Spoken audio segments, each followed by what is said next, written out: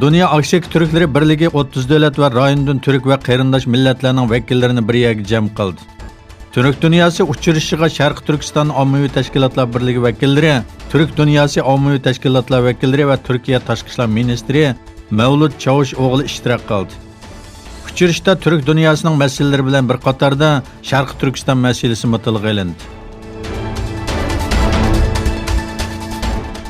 Xitoyning turmadagi Falun Gongchilarning organlarini o'g'irlab sotganligi izchil diqqat tortib kelayotgan bir masala edi. Bir faoliyat guruhi tarafidan Xitoy soti nomida ochilgan mustaqil bir yig'inda Xitoyning 20 yildan buyon Falun Gongchilarning organlarini o'g'irlayotganligiga doir ro'shan dalillarning borligi o'ttirg'a qo'yildi. Beijing doiralari kishilik huquq faoliyatchilari va ilmiy xodimlar tarafidan o'ttirg'a qo'yilgan bu xil ayblashlarni nurg'un qatim rad qildi. Lekin advokat ve mutaxassislardan tarkib topgan bu guruha turmadagi mahbuslarning va tutqunlarning organlarini organ yetkazish uchun qo'llanishning davomlanishayotganligi va Falun Gongchilarning organ atkazchilarining asosiy manbasi ekanligi haqida birdeklik kelganligi bildirildi. Oman bo'g'izida hujumga uchragan neft paraxotlari sababli Amerika-Eron munosabati jiddiylashayotgan bir vaqtda Xitoy Amerikaning O'rta Sharqda Pandora qapini ochmaslikka chaqirdi. Xitoy davlat komissari va qo'shimcha tashqi ishlar ministri Wang Yi Amerikaning Eron bilan bo'lgan masalalarni hal qilganda besim ishlatmasligi kerakligini aytdi. Wang Yi Xitoyning tabiiy holda bu so'zlashishdan andish qilayotganligini bildirib, taraflarni jiddiylikni pasaytishga va to'qinishdan yiroq turishga chaqirdi. 5 burchakli bina Ukraina armiyasiga 250 milyon dollar yordam qiladi dedi.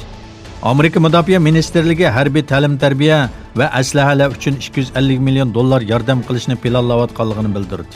E'lon qilingan yozma bayonotda Mudofaa Ministrligi bugun Xavfsizlik hamkorligi fondidan Ukrainaga ta'lim-tarbiya, aslah va boshqa yordamlar uchun 250 milyon dollar berishni planlayotdi deyildi. İran İstihbarat Ministerligi dunyoning har qaysi joylarida josuslik faoliyatlari olib berayotgan Amerikaga tava bir guruhning fosh qilinganligi va a'zolarining qo'lga ilinganligini e'lon qildi.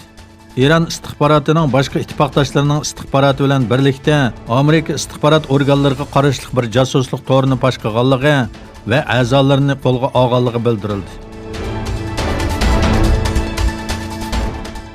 Amerika prezidenti Trump nopuzluq taratqulardan Davr jurnalining ziyoratini qabul qildi. Trump Eron bilan yaqindan buyon yuz berayotgan ishlar haqida to'xtalib, Eron yadro quroli ishlab chiqarsa, harbiy daxl qilishning kun tartibga kirdiganligini aytdi. Trump Oman bo'g'izida Norvegiya va Yaponiya neft paraxotlariga qilingan hujumning kichik bir voqea ekanligini hamda o'zi vazifaga o'ltirgandan buyon Eronning hujumlarining ozliganligini tilga oldi.